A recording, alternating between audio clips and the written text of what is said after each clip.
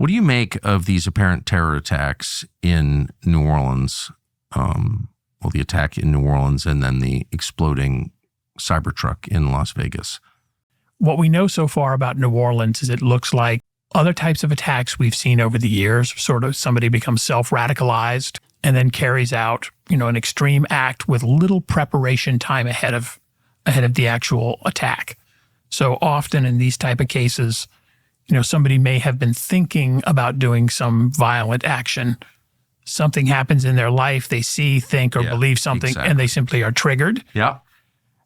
The, initial information, from, that I was reading earlier today was that the attack or whatever happened, the explosion in front of Trump Hotel is not related to, or they haven't detected any connections with what happened in New Orleans.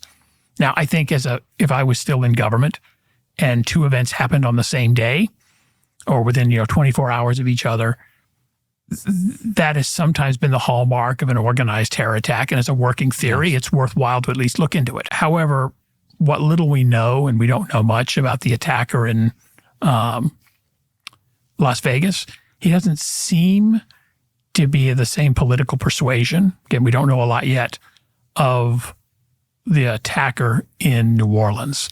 You have two possibilities here. One, they're connected, which means that it was an organized effort and somebody missed it. Initial indications are that's probably not the case.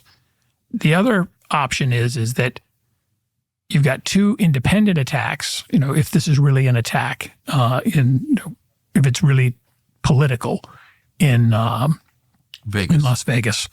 What that would tend to tell you, and especially when you add in the attack or the murder of the UnitedHealth CEO, which was clearly in many ways an act of political terrorism, is something changing in the political atmosphere, which is already toxic, that is triggering a certain set of our population to say, whatever my personal beliefs are, they are so pushed to the edge that at this point I feel I've got to execute or make some kind of a violent statement that I've been sitting on for quite some period of time.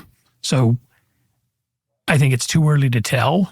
Are we looking at is this sort of the new normal where as politics becomes more toxic in America, that people decide, to take violent action on their own? We do know that violent acts tend to open the door to other violent acts. People who are inclined to do these type of things when they see a violent political act will often, see that as like, well, that person can do it, I can do it.